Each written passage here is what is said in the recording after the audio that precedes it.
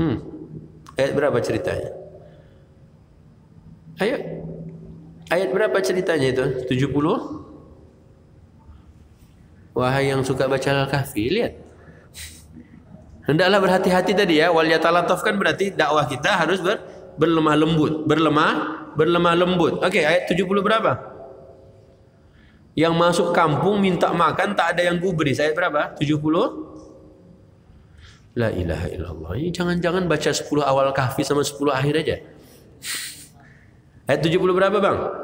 77. Mantap. Gitu dong. Kelihatan baca Qur'annya, Al-Kahfinya di hari Jumat. Ini kalau ditanya tak jawab macam tak baca aja. Ya, jangan-jangan 10 awal dan 10 akhir saja. Itu luar biasa. Antum udah baca Kahfi, alhamdulillah 10 awal 10 akhir. Ya. Bacanya apa? Alhamdulillah, akhirnya apa? Ahada. Selesai. Oke ya. Lihat ayat 77-nya, lihat terjemahannya. Maka keduanya berjalan hingga ketika keduanya sampai kepada penduduk suatu negeri, mereka berdua meminta dijamu oleh penduduknya, tetapi mereka penduduk negeri itu tidak mau menjamu mereka. Bayangkan, ada nabi minta makan, minta dijamu, tak ada yang gubris. Sedih Pak, sedih. Kemudian apa yang terjadi? Kemudian ada tembok rumah yang diluruskan ketika hampir roboh. Berarti dua nabi masuk kampung dengan bakal nabi masuk kampung minta makan, tak ada yang ngasih makan. Ya kita bisa jawab lah. Kalau di BSD ini orang miskin terlantar, berarti warganya memang harus dapat pencerahan lagi. Tapi alhamdulillah di Tangsel ini ada nasjum, ya kan? Ada nasi berkat tiap Jumat. Berarti orang-orangnya baik apa enggak? Baik semua. Jadi di Tangsel ini insya Allah baik-baik semua. Buktinya belum minta makan dah dikasih makanan. Nah luar biasanya adalah cerita ini Allah sebutkan buat kita, ceritakan ke kita. Ada yang minta makan tapi tak dijamu. Kalau di Indonesia belum minta makan sudah dijamu. Enak gak sih jadi orang Indonesia? Enak. Berarti waktu itu Nabi Musa dan Khidir punya ujian sendiri. Tapi singkat cerita, kenapa penduduk negeri itu tidak mau menjamu? Memang karena memang dia belum penduduknya belum baik. Ketika Nabi Musa dan Nabi Khidir meluruskan tembok rumah tadi, ya tembok rumah milik siapa? Dua anak yatim. Di bawahnya ada apa? Ada apa? Ada harta simpanan. Baca nggak sih Al-Kahfi tiap Jumat? Oh nggak dibaca artinya. Bacalah. Baca. Oke lah ya, maafkan Israfil ya. Israfil merasakan ini semuanya udah hafal Al-Kahfi ini. Beserta terjemahan dan tafsirnya. Janganlah kita baca saja. Mulailah dibaca terjemahannya. Oke lah singkat cerita. Di bawahnya itu ada harta. Itu lihat ayatnya itu. Apa kata Allah Subhanahu wa taala pada ayat berikutnya ayat 82, coba lihat. Dan adapun dinding rumah itu tadi yang dibenerin oleh Nabi Musa dan Khidir adalah milik dua anak yatim di kota itu yang di bawahnya tersimpan harta. Warganya diminta dijamu, tak ada yang gubris. Sekiranya mereka tahu di bawah rumah anak yatim ini ada harta, diambil apa enggak? Kalau mereka tahu sebelumnya, diambil. Tapi mereka tak tahu. Ya, mungkin kayak orang Indonesia juga. Kita tahu punya emas, tapi kita tak pernah ambil. Kenapa? Tak pandai ngambilnya. Orang Amerika jauh-jauh datang ke negeri kita, pergi ke Freeport, diambil, dikeruk semuanya. Kok bisa? Karena dia yang bisa ngelolanya. Dia bisa mengeluarkannya, dia bisa mengolahnya, kita tak pandai. Ya. Oke. Milik anak yatim dan oleh Allah ceritakan bapaknya. Tapi yang Israfil ingin ambil adalah apa? Warga kampung itu mereka bukan orang baik. Belum jadi baik yang seperti diinginkan. Karena buktinya orang hebat datang, mereka tak kenal. Nabi datang, mereka tak kenal. Minta dijamu, tak ada yang menjamu. Oke? Sesudah cerita itu Allah pun bilang, ya. Kasusnya apa lagi? Kasusnya Nabi Musa pergi bersama Khidir perjalanannya. Dia naik apa tadinya? Naik apa waktu perjalanan pertama dengan Nabi Khidir? Naik kapal.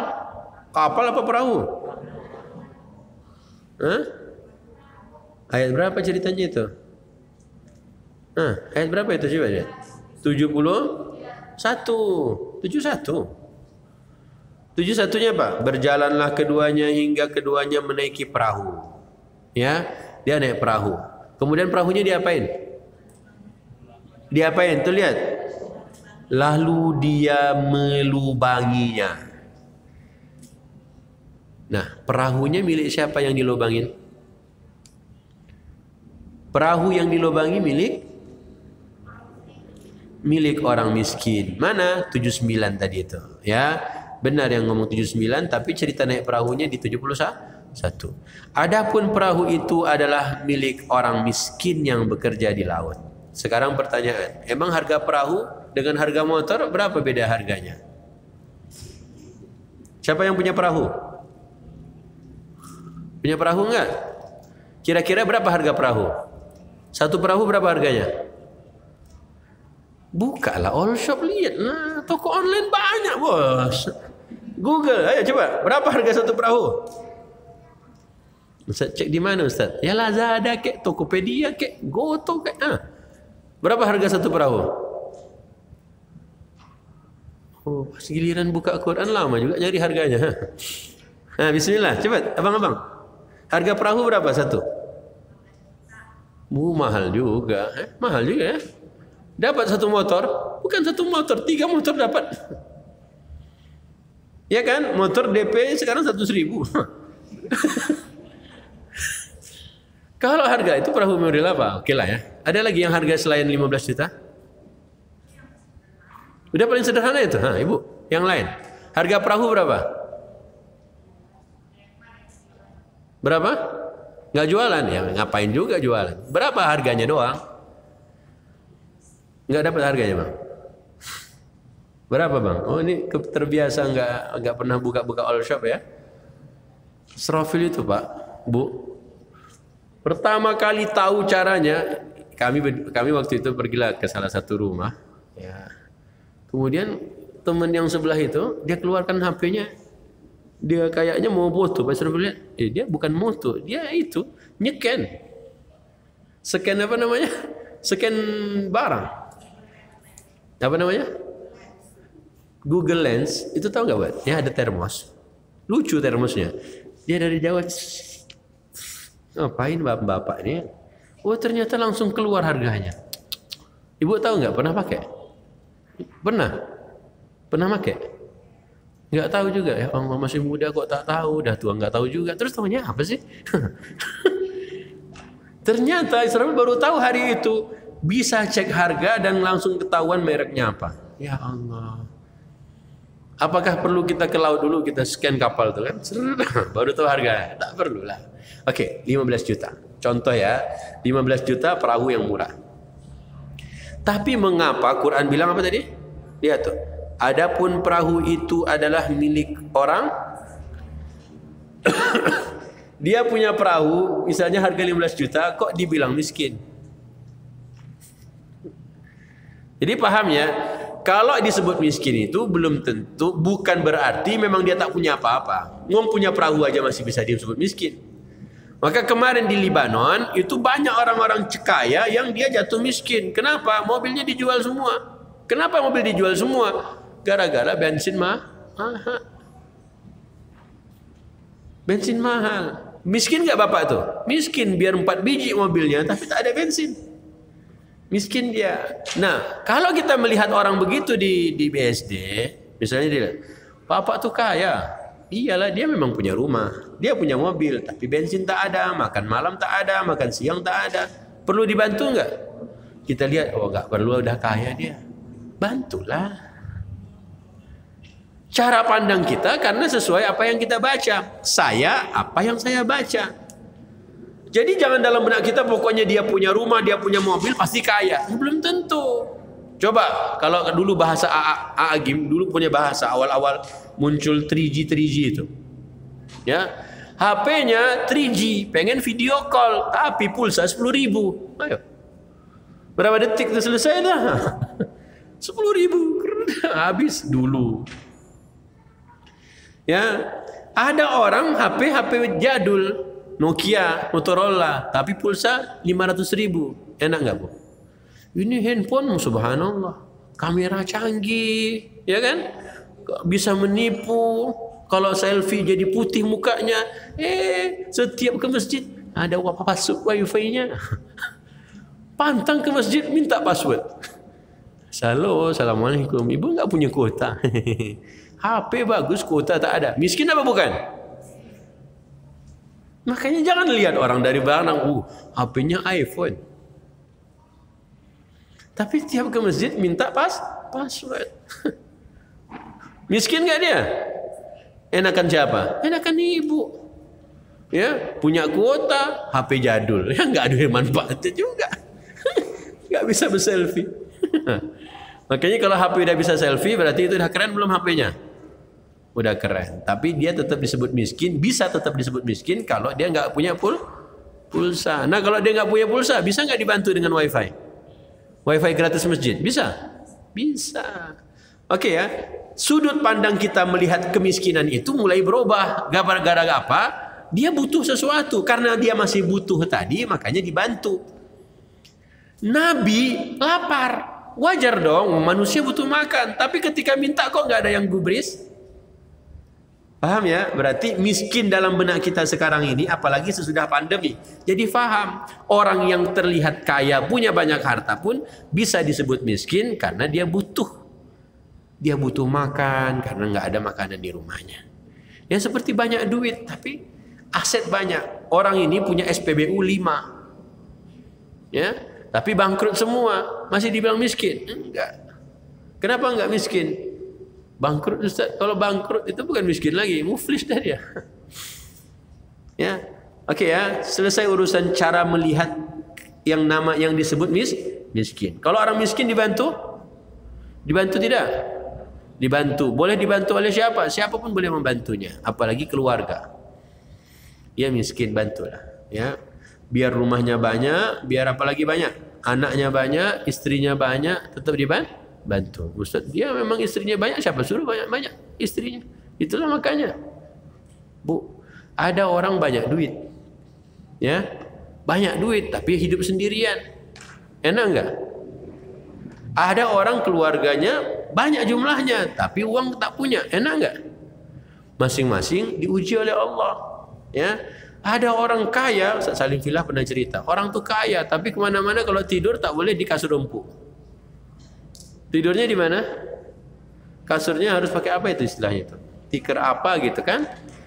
Duitnya banyak tapi nggak boleh makan enak-enak. Kan enak jadi kita kan? Jadi kita apa? Tidur di masjid nyenyak, makan apa saja, insya Allah enak. Maka cara pandang perlu diluruskan oleh Quran. Sekarang udah paham yang namanya miskin apa tadi? Nah, yang punya perahu saja masih disebut miskin. Kenapa? Karena dia masih punya kebutuhan. Mungkin perahunya perahu jadul. Nggak bisa kita bilang nyewa perahu jadul. Kenapa? Lanjut terjemahannya. Apa kata Allah Subhanahu wa taala? Adapun perahu itu adalah milik orang miskin yang bekerja di laut. Aku bermaksud merusaknya karena di hadapan mereka ada seorang raja yang akan merampas setiap perahu. Berarti perahunya barang bagus atau barang nggak bagus? Ketika yang dirampas oleh sang raja perahunya bagus, berarti kan bukan perahu lama. Bukan perahu lama. Kalau perahunya nggak bagus, nggak bakal dirampas oleh raja yang zalim tadi. Pasti perahunya masih keren. Jadi belum tentu mobil bagus, ya dia harus kaya. Mungkin baru beli mobil langsung bangkrut, bisa nggak? Bisa. Makanya subhanallah, itulah Quran. Yang kita baca membuat kita apa? Belajar. Yang pertama tadi apa? Wal yatalattaf. Apa artinya? Berlemah lembut. Satu. Yang kedua apa barusan dari cerita barusan? Memahami yang disebut miskin itu tidak harus orang itu memiliki harta yang banyak. Enggak. Ya. Ada orang miskin tapi dia udah cukup. Ya, udah selesai, udah kebutuhannya udah terpenuhi semua, selesailah. Tapi bapak itu enggak, ya. Bapak itu dia belum cocok naik belum bisa naik angkot misalnya. Kenapa? Kalau naik angkot pusing dia. Dia harus naik mobil, cuma tak ada bensin. Ya bantulah urusan bensinnya. Bapak butuh bensin Pak, minumlah tuh. Minum bensinnya. Janganlah digituin. Kenapa? Karena ada ayat wal Tof, harus berlemah lembut. Jadi Al-Kahfi itu justru ngajarin kita jadi orang baik. Ini dah baca Al-Kahfi tapi cara menghadapi umat itu kasar. Ya, siapa yang tak mampu untuk makan maka cukup makan pisang 2 hari. Gimana? Nah, itulah dia. Ya, yang tak bisa makan, ya, yang miskin tak bisa beli cabai 90.000 1 kilo, ya, maka makanlah pisang 2 biji. Insya-Allah kenyang. Orang miskin kok digituin? Tambah sakit hati lah miskinnya. Sakit hati enggak? Sakit hati enggak? Oh, kalau ibu enggak sakit hati berarti enggak miskin. Kalau enggak miskin ngapain dibantu? Ya. Tapi ikhwati fiddin, ini cerita lagi yang di dalam surat Al-Kahfi. Oke, kita mundur. Sekarang cerita pemilik kebun. Cerita apa? Pemilik kebun itu di ayat berapa? Cerita pemilik kebun di ayat berapa, teman-teman? Bapak-bapak? Ibu-ibu? Ayo. واضرب لهم مثل الرجلين جعلنا لأحدهما جنتين من أعناب. Baca, pernah waktu dia baca Al-Kahfi pernah baca tentang pemilik kebun? Pernah? Masih nyari. Ayat 32. Okey, 32. Ingat kata kuncinya tadi apa? Wal yatalat apa? Hendaklah kamu lemah lembut. Berarti jangan setiap orang kaya ketika dia butuh malah kita, lu dah kaya, cemen lu, jangan. Ya, lu tampang aja bos kaya. Bu, orang mukmin itu dia pantang minta-minta gara-gara apa? Gara-gara dia jaga harga dirinya. Makanya di Quran Allah cerita, ada orang yang dianggap kaya padahal dia masih butuh banyak yang dibutuhkan. Itu Allah cerita. Kenapa? Kenapa ada orang miskin tapi terlihat dia kaya? Karena dia jaga harga dirinya, tak meminta-minta. Ini Masya Allah penampilannya luar biasa tapi masih minta-minta. Kita nggak mau yang begitu. Rasulullah tak suka. Makanya konon di Singapura itu yang penting, dan Malaysia yang penting punya rumah dulu, baru nanti bergaya-gayaan pakai HP bagus. Indonesia kebalikannya. Gayanya apa? Tampangnya subhanallah, HP-nya luar biasa, tapi rumahnya masih apa? Ngontrak. Enakan mana? Rumah ngontrak atau rumah milik sendiri? Milik sendiri, tapi gayanya ngalah-ngalahin orang kaya. Ya. Ustaz enggak apa-apa kan Ustaz gaya-gaya? Janganlah. Ngapain hidup bergaya-bergaya aja? Oke ya, coba terjemahannya kita lihat sekarang. Ayat berapa? 32. Silakan Bang. Dan berikanlah Muhammad kepada mereka sebuah perumpamaan, 2 orang laki-laki yang seorang yang kafir kami beri 2 buah kebun anggur dan kami kelilingi kedua kebun itu dengan pohon-pohon kurma, dan di antara keduanya kebun itu kami buatkan ladang. Buatkan ladang. Kami buatkan ladang di mana? Di mana kami buatkan ladang? Ada berapa yang punya kebun? Ada berapa yang memiliki kebun? 2 orang laki-laki memiliki kebun? Ada berapa yang memiliki kebun? La ilaha illallah, la ilaha illallah, la ilaha illallah. Ustaz lembut. Bu, ada 2 orang. Ada 2 orang laki-laki. Yang punya kebun berapa orang? 1 aja. 2 udah kenceng, salah lagi. Ustaz berlemah lembut, wal yatalataf Ustaz. Ini hal yatalataf. Ya, ada 2 orang. Satunya memiliki berapa kebun? 2 kebun. Satu lagi tak punya kebun. Kalau tadi cerita miskin, Nabi karena dia habis bekal, tak dilayan, tak digubris, kan kita memahami miskinnya. Sekarang kita lihat, ada 1 orang punya 2 kebun, 1 lagi temennya. Temennya berarti tak punya kebun. Yang miskin yang mana? Yang tak punya kebun. Yang kaya yang mana? Yang punya kebun. Nah, bagaimana kalau kita hidup yang satu kaya, satu miskin? Kalau antum hidup, antum miskin. Tapi lihat yang kaya ini kafir, antum apain dia? Kafir loh ini. Temen kafir tapi punya duit, punya kebun. Kita miskin tapi nggak punya kebun. Berteman nggak? Allah bilang dia berteman nih. Tapi bagaimana memperlakukan temannya? Kalau dia mikirnya karena dirinya sendiri, dia bilang, waduh, ntar kalau gua ngomong nanti dibilangin sirik. Nah, kalau kita masih seperti itu, untuk apa Allah ceritakan surat Al-Kahfi ceritanya ke kita? Makanya jangan dengar apa kata orang. Biar gua miskin gak ada masalah, tapi yang namanya dakwah harus tetap gua sampein. Ya, orang ini kaya, 2 kebunnya, yang satu miskin tak punya kebun. Tapi ketika lihat ini kafir, dia ngingetin. Ini lemah lembut gak namanya? Inilah waliyatalataf juga. Jangan memandang orang yang miskin itu harus nggak punya apa-apa. Jangan pula melihat semua yang memiliki banyak hal dia orang kaya. Belum tentu. Nah, luruskan cara pandang itu. Nah, yang hari ini oleh Allah sekarang ini kita baca satu orang mendakwahkan agama Allah kepada yang kaya. Mana dakwahnya? Coba lihat ayat berikutnya. Wa kana lahu thamarun faqala li sahibihi wa huwa yuhawiruhu ana aktsaru minka malan wa a'azzu nafara. Ya, sesudahnya teh kiltal jannah 33 kiltal jannatain ataqula wa fajjarna khilalahuma nahra wa kana lahu thamar faqala li sahibihi wa huwa yuhawiruhu ana aktsaru minka malan wa a'azzu nafara. Kedua kebun itu menghasilkan buah dan tidak berkurang buahnya sedikit pun, dan di celah-celah kebun itu kami alirkan sungai dan dia memiliki kekayaan besar. Maka dia berkata kepada kawannya yang beriman ketika bercakap-cakap dengan dia, hartaku lebih banyak dari hartamu dan pengikutku lebih kuat. Dan dia memasuki kebunnya dengan sikap merugikan dirinya sendiri karena angkuh dan kafir. Dia berkata, aku kira kebun ini tidak akan binasa selama-lamanya.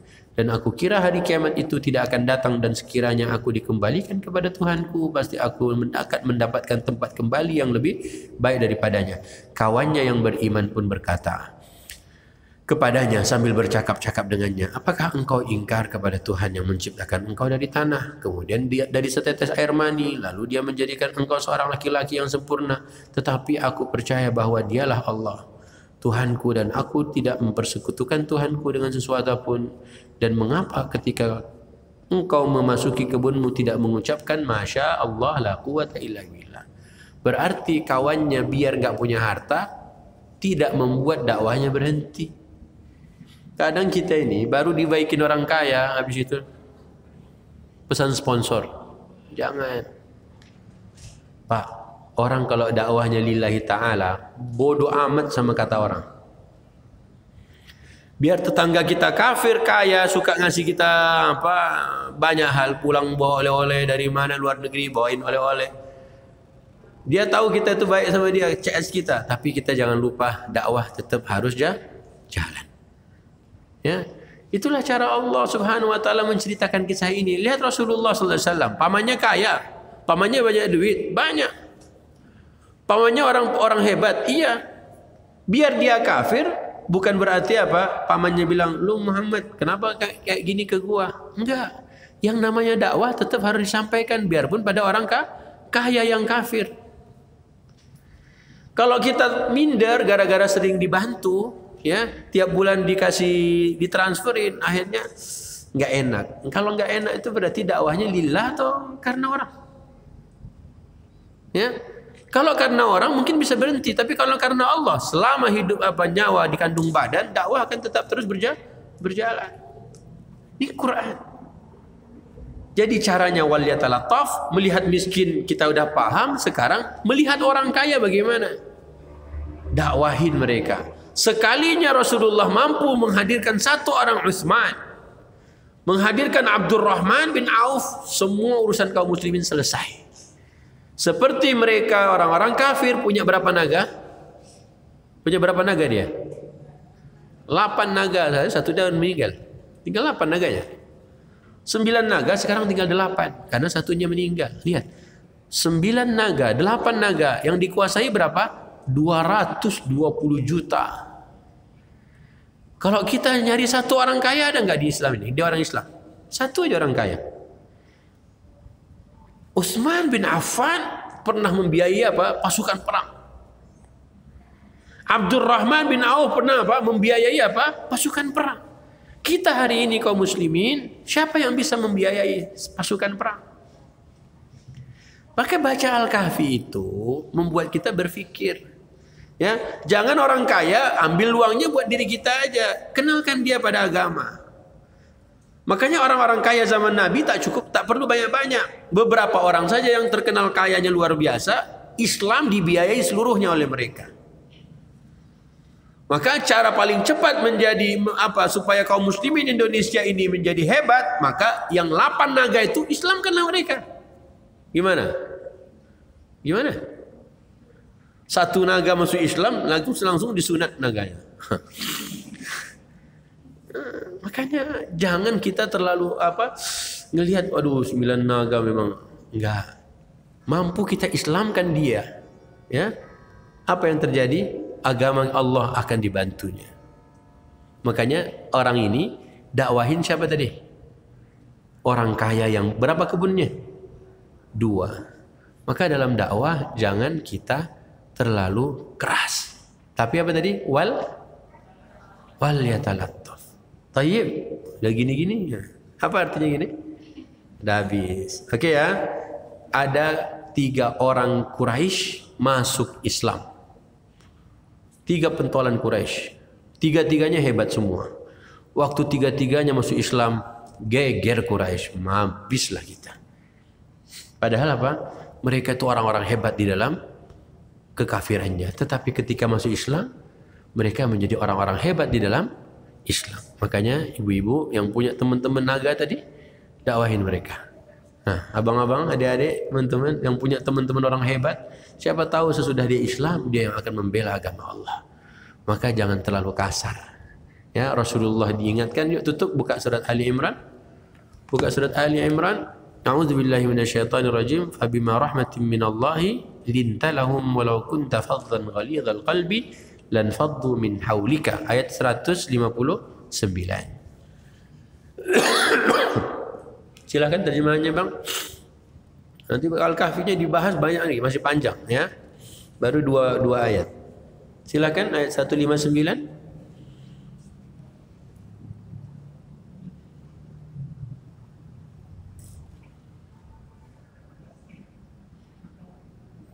Maka berkat rahmat Allah Muhammad telah berlemah lembut terhadap mereka. Nah, berkat rahmat Allah Nabi Muhammad berlemah lembut.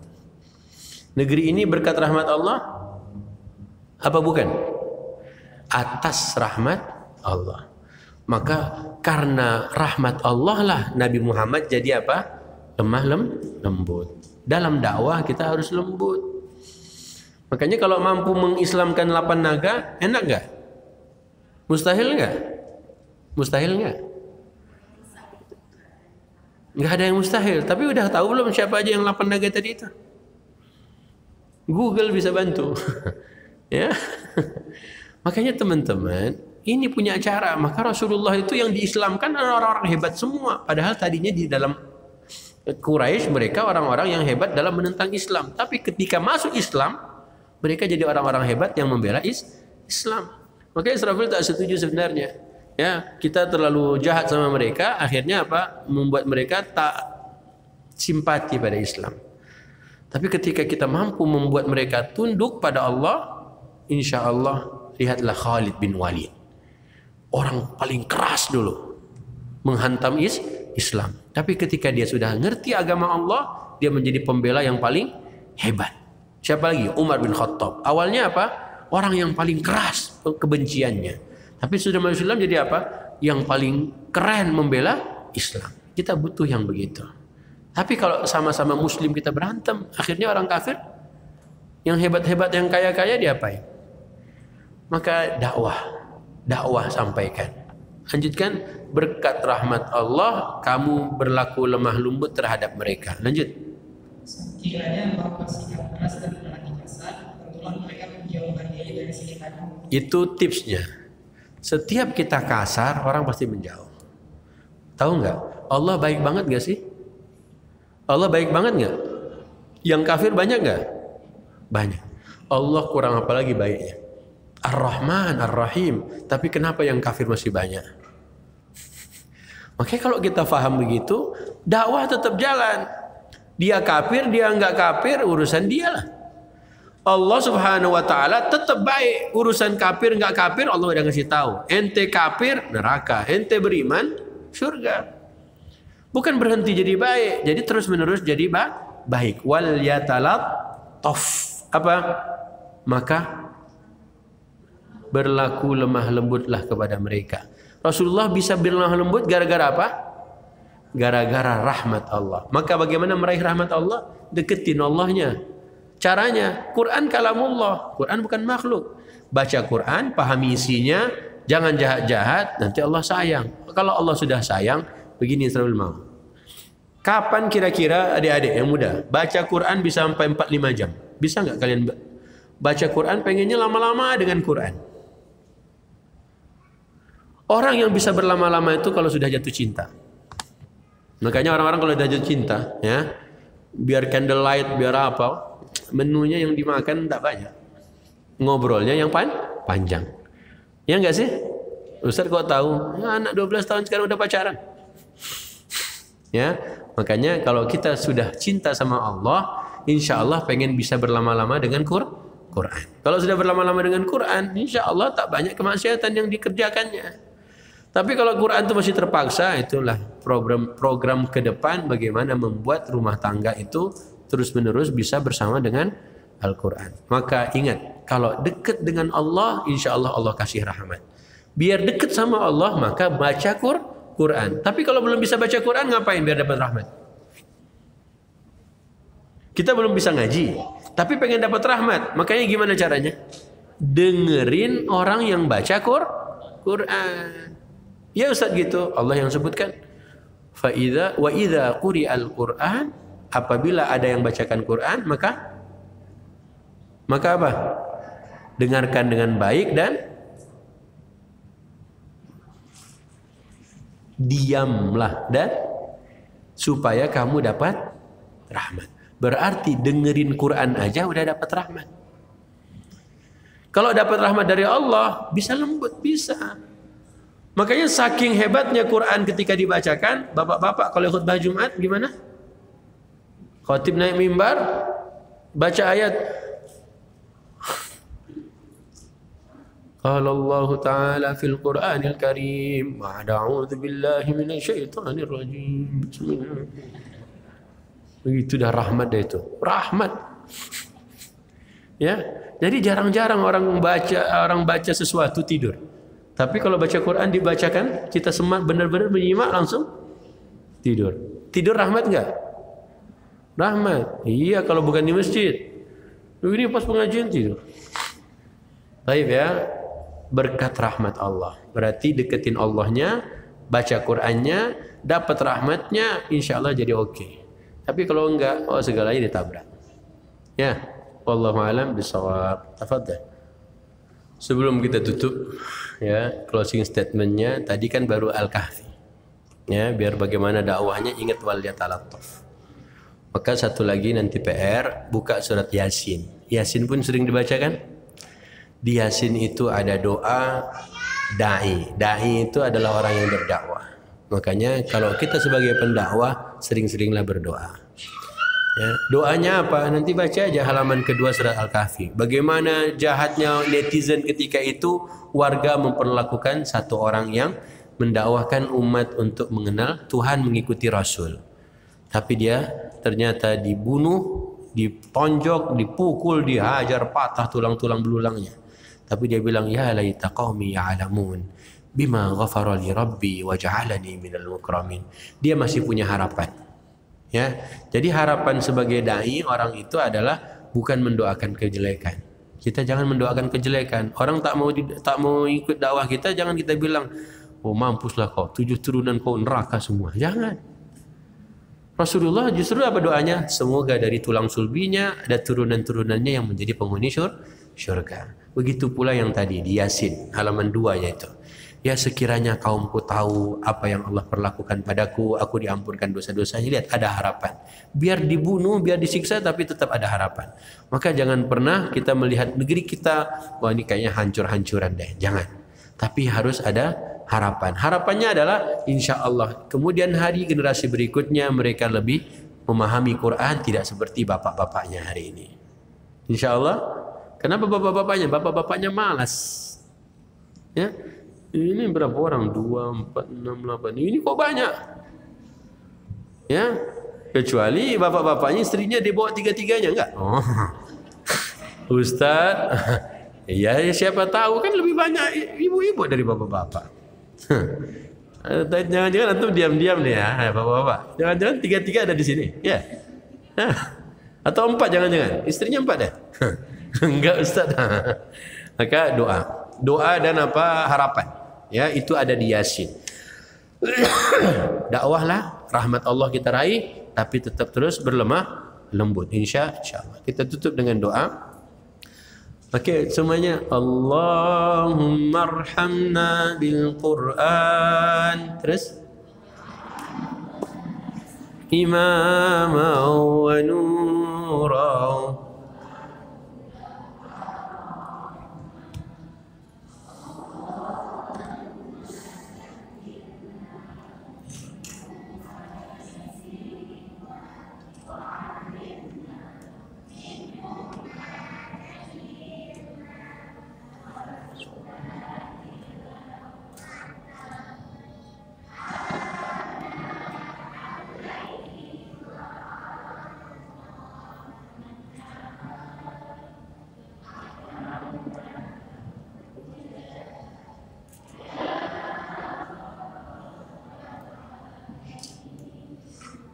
Masya Allah. Allahumma rahamna bil Quran. Ya Allah berikanlah kami rahmat. Sayangilah kami semuanya karena kami belajar Quran walaupun terlambat mulainya. Allahumma rahamna bil Quran. Ya Allah berilah kami rahmat.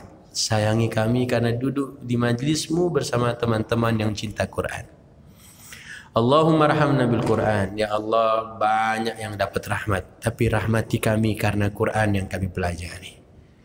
Waj'alhu lana imaman. Jadikanlah Al-Quran imam kami. Kami sudah baca Al-Kahfi agar Al-Kahfi bisa membuat kami dibimbing oleh Engkau ya Allah bagaimana melihat orang miskin.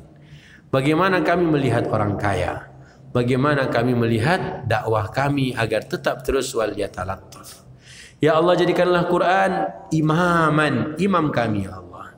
Kemanapun kami melangkah kami dibimbing oleh Al-Quran. Menghadapi pasangan kami agar kami dibimbing oleh Al-Quran. Menghadapi anak-anak kami agar Quran menjadi imam kami. Imam di depan bukan di belakang ya Allah. Agar Quran terus menerus membimbing kami. Jangan sampai kami justru membimbing Quran itu. Ya terserah mau ambil yang mana yang cocok yang kami ambil, yang tak cocok kami tinggal. Jangan ya Allah. Imaman. Wa nuran. Jadikanlah Quran cahaya. Dalam gelap agar kami diterangi oleh Al-Quran. Kami galau agar Quran memberikan cahayanya untuk kami. Ya Allah terangilah hati kami dengan Al-Quran. Terangilah hati keluarga besar kami dengan Al-Quran. Ya Allah terangilah rumah kami dengan cahaya Al-Quran. Jatuh kami dalam gelap, keluarkan kami dengan cahaya Al-Quran. Wa nuran wa hudan wa rahmah. Ya Allah jadikanlah Quran hudan, petunjuk. Agar kami faham petunjuk wal yatalattaf dalam Al-Kahfi bisa kami amalkan. Agar kami gunakan Quran menjadi hudan petunjuk saat kami melihat orang miskin, tidak bukan karena kami melihatnya karena memiliki harta yang banyak. Ya Allah, ketika kami bisa melihat orang-orang itu butuh sesuatu, berikan kekuatan untuk kami dapat membantu mereka. Ya Allah, saat kami bisa melihat orang kaya banyak duitnya, kalau dia belum percaya padamu, berikan kekuatan pada kami agar kami bisa mendakwahinya, bisa mengingatkannya tentang Engkau ya Allah. Hudan wa rahmah, jadikanlah Quran rahmat. Agar kami memiliki akhlak ya Allah, sayang pada orang-orang mukmin. Agar kami sayang pada makhluk-makhluk-Mu. Jangan Engkau jadikan kami orang-orang yang tidak memiliki sifat rahmat. tidak pernah peduli pada orang. Jadikanlah kami orang-orang yang memiliki sifat rahmat dan kami berakhlak dengan akhlak Al-Quran. Allahumma dzakirna minhu ma nasina aw nusina. Ya Allah, ingatkanlah kami. Mungkin banyak kali, berkali-kali kami baca kahfi, tapi kami tak teringat tentang wal yatalattaf. Kami tak teringat cerita Musa dan Khidir. Maka dzakirna, ingatkanlah kami. Mungkin selama ini kami lupa. Kami hanya membaca tapi belum memahami isinya. Alimna minhu ma jahilna. Ajarkanlah kami ya Allah karena kami jahil. Kami belum mengerti banyak hal tentang Quran, tapi kami sibuk urusan yang lain yang selain Quran.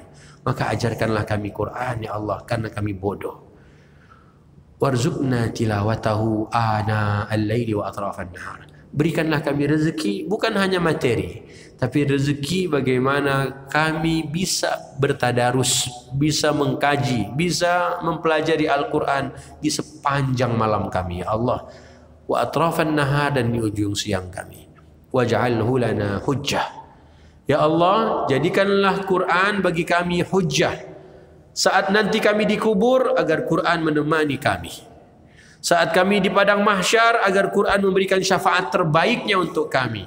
Saat kami melewati sirat, jembatan di atas neraka jahanam, agar Quran menjadi cahaya yang terang benderang menerangi perjalanan kami. Ya Allah, masukkanlah kami ke surga yang tertinggi, karena hari ini kami belajar Quran. Karena hari ini kami menghafalkan Quran. Karena hari ini kami mentadabburi, mendalami makna-makna Al-Quran. Wassallallahu ala nabiyina Muhammad. Ya Allah, salawat dan salam untuk baginda Nabi sallallahu alaihi wasallam yang telah mengajarkan kami agar mencintai Quran, mengamalkan Quran. Yang terbaik adalah yang belajar Al-Quran dan mengajarkan Al-Quran. Agar kami ya Allah para ayah bisa mengajarkan Quran pada anak-anaknya. Agar kami para suami bisa mengajarkan Quran pada istrinya, istri-istrinya. Ya Allah, agar kami para wanita bisa mendidik generasi berikutnya, dan kami akan ajarkan Quran kepada mereka ya Allah. Wassallallahu ala Nabi Muhammad wa ala alihi washabihi ajma'in. Subhana rabbika rabbil izzati amma yasifun. Wa salamun ala mursalin walhamdulillahi rabbil alamin. Al-'afwu minkum. Mohon maaf atas segala kekurangannya. Tadi yang ibu-ibu, adik-adik nyanyikan doa hatam apa? Doa Allahumma arhamna bil Quran, bisa dilihat di Instagram Ahmad Israfil. Oh, Ustaz ngomong apa IG-nya Ustaz? Nah, cari sendiri. Yang penting adalah videonya tadi kan. Lumayan nambah follower ya. Lama-lama jadi selebgram. Janganlah ya, jadi Israfil aja. Barakallahu fikum, al-'afwu minkum. Mohon maaf. Ingat ini bulan apa sekarang? Zulqa'dah. Boleh jahat? Boleh marah? Boleh gosip? Ustaz mancing boleh? Ustaz mancing terus tadi. Okey ya. Ingat baik-baik, 3 bulan sabar dulu. Ya. Yang masih merokok sabar? Sabar 3 bulan? Ustaz bagus, mantap. Ibu-ibu jangan marah. Ya, sabar. Sabar ya. Suami masih merokok boleh marah? Bulan haram? Ya. Kalau dia mau merokok suruh pergi keluar, ya, suruh pergi merokoknya di mana? Di luar, ya, biar hujan turun suruh merokok di luar. Terima kasih buat adik-adik dari sahabat karib ya, yang sudah luar biasa semuanya. Barakallahu fikum. Semoga Allah merahmati kita. Jangan lupa karena bulan ini bulan haram, maka banyak-banyaklah bersama Quran. Ya, banyak-banyak bersama Quran. Ketemu lagi nanti, coba keluarkan apa pelajaran dakwah dari Al-Kahfi, apa pelajaran saya dari dalam dakwah dari surat Yasin. Karena duanya surat favorit. Ya, kita baru sampaikan 2 saja dari Al-Kahfi. Siap PR-nya? Insya Allah. Alhamdulillahirabbil alamin. Assalamualaikum warahmatullahi wabarakatuh.